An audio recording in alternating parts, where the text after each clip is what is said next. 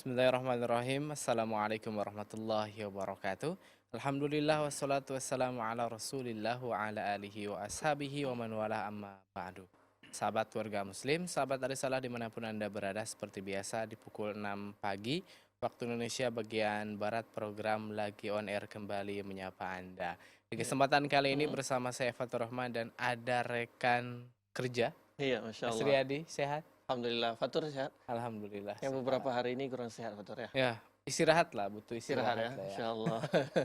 Ya, Tapi baik. sudah sehat ya? Alhamdulillah sudah sehat, sudah bisa Iya. menemani sahabat keluarga muslim dan juga sahabat Arisalah dimanapun Anda berada. Mhm. Baik, ini kan sudah tanggal 22 Dzulqa'dah ya, Zulqa'dah ya. Sebentar lagi kita mau memasuki akhir tahun, betul, Masya bulan Allah. Dzulhijjah, yang Mhm. tentunya pada bulan Dzulhijjah itu ada beberapa hal yang apa ya, bisa dilakukan atau Betul. ibadah yang Sesuatu yang biasa yang didamba-dambakan orang. betul ya, Sebagian ada orang ya. ibadah haji. Betul. Kemudian juga di sana ada juga ibadah berkurban ya. Berkurban. Dan tentunya Mhm. pada saat ini ya sudah mulai apa ya? Sudah mulai ada beberapa mungkin organisasi-organisasi yang mm, mengajak masyarakat juga untuk berkurban untuk ya. berkurban, Betul. kemudian juga tukang Yayasan-yayasan ya. ternak pun sudah mulai Iya, promosi betul. ya, bahkan sejak awal-awal bulan Dzulqa'dah itu sudah Mhm. mulai gencar ya, harga Betul. kambing, kemudian harga sapi dan Harga sapi juga mulai sebagainya melonjak ya. ya.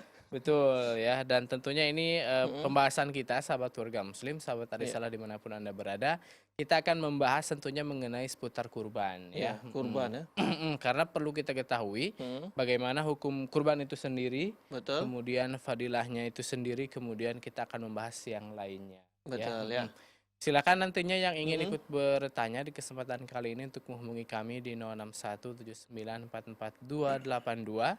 Atau bisa juga mengirimkan pesan singkat di 085271153456. Iya, telah hadir bersama Mhm. kita ada Ustadz Muslim Maslan. Assalamualaikum Ustadz. Waalaikumsalam warahmatullah. Gimana kabarnya Ustaz? Alhamdulillah. Alhamdulillah. Alhamdulillah, Masya Alhamdulillah. Allah. Bang Fatur Baik. dan Nasir.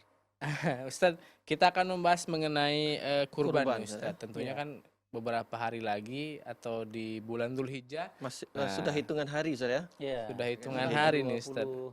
2 Ustaz. 22 ya. Akhirnya sudah akhir-akhir bulan Dzulqa'dah, kita akan masuki bulan Dzulhijjah.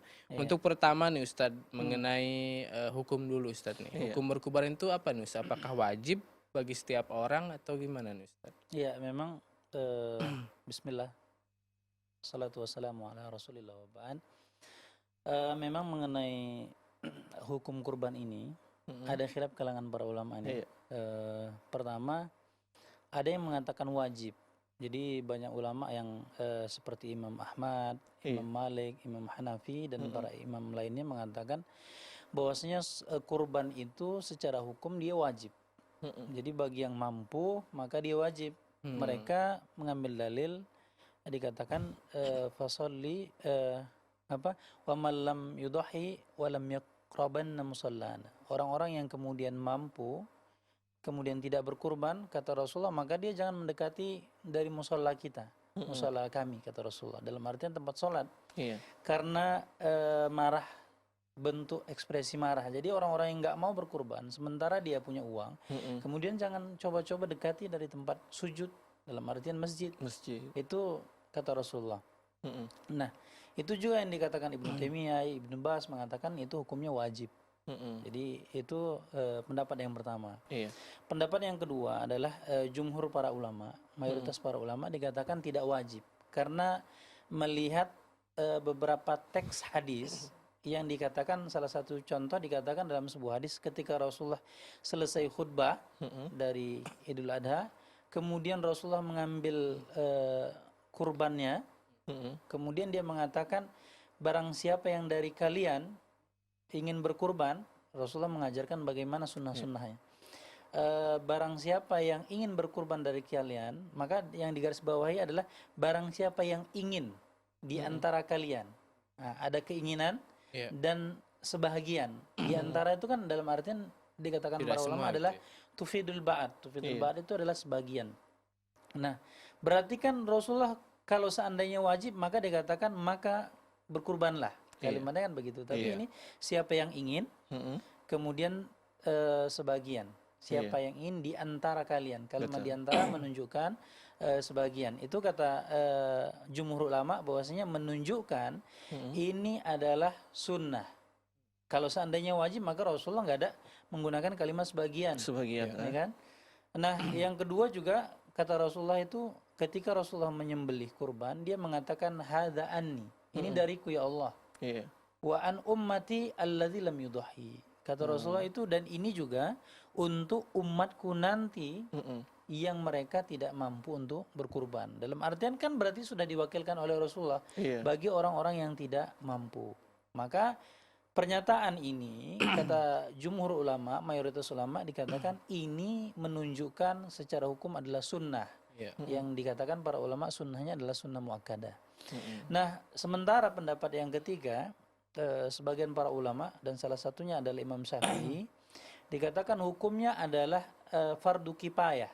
Fardu kifayah itu kalau dikerjakan sebagian atau satu orang atau berapa orang, sebagian orang, maka dikatakan bari'atu zimmah, maka terbebas dari kewajiban untuk melakukan. Nah, itu dia secara hukum. Akan tetapi biarpun dalam kitab-kitab para ulama yang paling kuat adalah pendapat jumhur ulama. Adapun juga yang mentarjih, merojihkan bahwasanya yang kuat adalah wajib bagi yang mampu. Allah taala insyaallah ya. Berarti ada hukumnya, ada wajib ya, sebagian ulama mewajibkannya. Khilaf gitu. Ya, itu khilaf, namun ada juga sebagian jumhur mengatakan itu sunat yang dikuatkan Ustaz ya. Iya. Insyaallah. Baik Ustaz, setelah ke hukum, kita berbicara mengenai keutamaan. Karena tentunya sahabat keluarga muslim mengetahui karena ada orang yang tidak mengerjakan salah satunya karena dia tidak tahu akan keutamaannya nih Ustaz. Ya. Kalau fadilah itu pertama banyak ya. Ini banyak hadis dan dalil yang beredar. Baik yang dia sahih ataupun yang dhaif ya, tentang ini. Pertama kita menjelaskan yang dhaif ya, yang kemudian itu tersebar, misalnya dikatakan dalam sebuah hadis yang dhaif, bahkan ada yang mengatakan ini termasuk dari hadis maudhu, hadis palsu. Setelah ditakhrij hadisnya yang menyebutkan bahwasanya ketika kita menyembelih kurban nanti dia akan menjadi markab itu tunggangan. Inda murur sirat dikatakan dalam hadis ini, dikatakan dia akan menjadi kendaraan kita ketika kita melintasi sirat atau titian sirat ya kan? Nah, ini yang kemudian hadis beredar di kalangan kaum muslimin. Ini secara takhrij dikatakan bahwasanya hadis ini bentuknya adalah maudhu ataupun dhaif. Hadis ini adalah lemah ataupun ada yang mengatakan hadis ini palsu. Itu masalah hadis yang itu kemudian beredar ya. Nah, bukan berarti kemudian kita tidak berkurban karena banyak hadis-hadis lain, dalil-dalil lain. Dikatakan contoh dalam Al-Qur'an, yang pertama kita membahas dalam Al-Qur'an. Dikatakan fasholli li rabbika wanhar. Dalam ayat yang sering kita ulang bacaan ini dikatakan fasolli, maka solatlah, li rabbika, maka solatlah hanya untuk Allah Subhanahu wa taala, wanhar, kemudian berkurban, menyembelih. Nah, kata Ibnu Taimiyah di sini pada hari raya kurban, hari raya Idul Adha, maka ada dua amalan yang sangat agung. Pertama adalah fasolli. Kata Ibnu Taimiyah, fasolli ini, maka solatlah, ini adalah bentuk ibadah badan, ya kan? Ini bentuk ibadah badan yang terafdal, yang terbaik. Dikatakan pada hari raya Idul Adha itu pertama adalah mendirikan sholat ya. Jadi untuk ibadah badan yang paling afdal adalah sholat. Kemudian pada hari raya kurban ini juga dikatakan yang terafdal ibadah harta, maka fasolli li rabbika wanhar. Kemudian yang kedua adalah wanhar, adalah berkurban. Maka kata para ulama, ibadah yang terbaik pada hari raya Idul Adha adalah dengan melakukan sholat dan kemudian berkurban. Nah, itu satu, kata Allah Subhanahu wa taala. Kemudian dalam sebuah hadis dikatakan tidak ada satu ibadah yang afdal pada hari raya kurban, dikatakan kecuali mengalirkan darah. Kecuali menyembelih, kecuali berkurban, kata Rasulullah. Maka nanti dia akan dikatakan darahnya itu diberikan kepada Allah. Darah yang disembelih itu Iya. adalah diberikan kepada Allah. Yang kedua, maka tanduknya, bulunya dan kukunya, maka dia akan menjadi saksi bagi yang berkurban. Jadi itu tanduknya, Semuanya, Ustaz, ya? kemudian seluruh rambutnya, Iya. kan banyak rambut dari binatang yang kita kurban itu kan banyak. Iya. Itu datang pada hari kiamat menjadi saksi. Masya Allah, Itu ya. yang luar biasa, menjadi saksi bagi kita bahwasanya kita sudah mengorbankan harta kita untuk Allah Subhanahu wa taala. Berapa banyak bulu di badan binatang itu, Ustaz, ya? Bulu, kemudian kukunya, kemudian tanduknya. Masya Maka dia Allah. menjadi saksi. Itu kemudian salah satu fadilah. Juga dikatakan kita mengikuti sunnah. Pertama sunnah Rasulullah, yang kedua adalah sunnah Nabi Ibrahim alaihissalam. Iya. Nah, itu dikatakan juga kita mengikuti sunnah-sunnah yang dianjurkan oleh Rasulullah SAW. Baik, Wallahu Masya Allah, Allah, ya. Inilah sebagian keutamaan yang tentunya insya Allah akan membuat gairah kita Betul, ya. semangat untuk keinginan Untuk berkurban tentunya, ya. betul ya. Tapi ini berbicara tentang fadilahnya, fadilah kurban, Ustaz. Otomatis setelahnya juga kita harus membahas bagaimana binatang apa saja yang harus dikurbankan, seperti itu, Ustaz, ya. Iya. Terus umurnya berapa saja ini, Ustaz?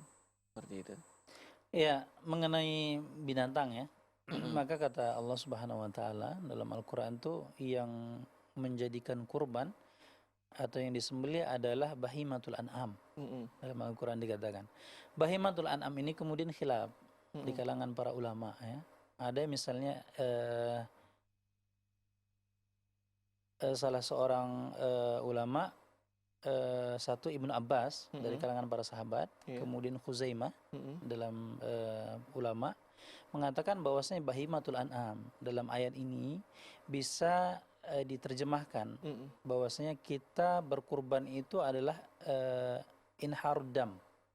Kata Ibnu Abbas, katanya inharud dam itu yang maksud dari kurban itu adalah mengalirkan darah untuk mendekatkan diri kepada Allah. Dalam artian kita mengalirkan darah, menyembelih itu ikhlas untuk Allah Subhanahu wa taala. Yang pertama itu dia.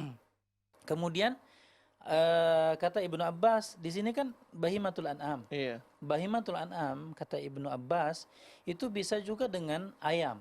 Ayam. Ya kan? Ini pendapat Ibnu Abbas dan Khuzaimah. Maka dikatakan boleh ayam. Karena kalau kita ditanya apa pekerjaan? Oh, saya lagi buat ternak. Ternak apa? Ternak ayam kan? Iya, Jadi ternak itu kata Ibnu Abbas bisa ayam, bisa bebek, bisa angsa, bisa yang lainnya. Ya kan? Termasuk juga sapi, kambing, unta. Jadi kata Ibnu Abbas, maka tidak mengapa dajjaj atau ayam itu disembelih sebagai kurban. Itu pendapat yang pertama. Mentafsirkan dari bahimatul an'am. Sementara jumhur ulama, mayoritas para ulama dikatakan bahimatul an'am di sini hanya 3 jenis. Yang pertama adalah unta, yang kedua adalah sapi. Sapi ini dalam kategori juga kerbau, kemudian lembu ya. Kemudian yang ketiga adalah kambing. Nah, yang lainnya dikatakan tidak. Maka para ulama dikatakan bahwasanya pendapat Ibnu Abbas dan Khuzaimah ini dalam kategori dia sad, tidak diterima. Karena pendapatnya menyelisih daripada dalil-dalil yang lain yang dikatakan oleh Rasulullah yang disembelih itu hanya unta, sapi dengan kambing. Maka dikatakan yang paling terkuat pendapat ini adalah jenisnya adalah cuma 3 jenis itu. Jadi kalau ada orang yang ayam sekarang kemudian Angsa gitu bebek, angsa, maka itu pendapatnya tidak kuat, tidak diterima. Itu yang masalah jenis ya. Kemudian masalah usia. Nah, ini juga yang kemudian kaum muslimin kita dapatkan banyak di lapangan yang kemudian mereka keliru mendefinisikan tahun ya. Makanya kemudian merasa berat bagi kaum muslimin itu. Kenapa kemudian susah dan berat hati untuk berkurban. Karena mungkin salah dalam memaknai usia, ya kan? Maka secara usia dikatakan Rasulullah itu, maka kita menyembelih musinnah. Atau juga dikatakan seandainya tidak mendapatkan, boleh juga dikatakan juz'un minad dha'ni. Maka kata Rasulullah dalam penyembelihan kurban ini dikatakan adanya musinnah. Musinnah ini kalau kita melihat runtutan usia pertama dari unta, maka dikatakan dia ini berusia 5 tahun. Iya. Jadi syaratnya adalah 5 tahun 5 untuk tahun unta. Kalau sapi, kerbau atau lembu, nah ini dia usianya 2 tahun. Iya. Nah, sementara kambing dikatakan kambing ada 2. Mm-mm. Nah, kambing ada 2. Pertama, mais. Mm-mm. Mais itu kambing yang berambut ya, Iya. kambing Jawa, kambing Etawa yang dia berambut, yang lurus, yang biasa. Maka dikatakan ini usianya 1 tahun. 1 tahun. Sementara ad-do'an atau biri-biri Mm-mm. atau gembel atau apa penyebutannya, maka ini usianya 6 bulan. Nah, 6 ini bulan. kemudian kalau di masyarakat yang beredar 2 tahun justru 2 tahun. 2 tahun semua. Ustaz. Jadi kambing itu harus 2 tahun. 2 tahun. Bagaimanapun dia harus 2 Iya. tahun. Bolehkah 2 tahun? Boleh, karena ini batas minimal. Batas minimal ya. Namun pemahaman yang harus kita tanamkan adalah kambing itu ketika kambing biri-biri 6 bulan, 6 bulan. ya Ustaz. kan? 6 bulan jadi masih dalam kategori tidak terlalu tua ya. Iya betul. Tapi Itu yang menjadi berat mungkin karena makin tambah usia makin Betul. berat bobotnya Makin Iya, berat bobotnya, harganya. dagingnya makin alot juga ya. Iya betul. Baik, sahabat keluarga muslim, sahabat tadi salah dimanapun Anda berada, silakan untuk menghubungi kami nanti di 06179442282. Atau bisa juga di 085271153456. Iya, baik ya, sahabat keluarga muslim, sahabat tadi salah, kita akan rehat. Insya Allah kita akan kembali setelah pesan-pesan berikut ini.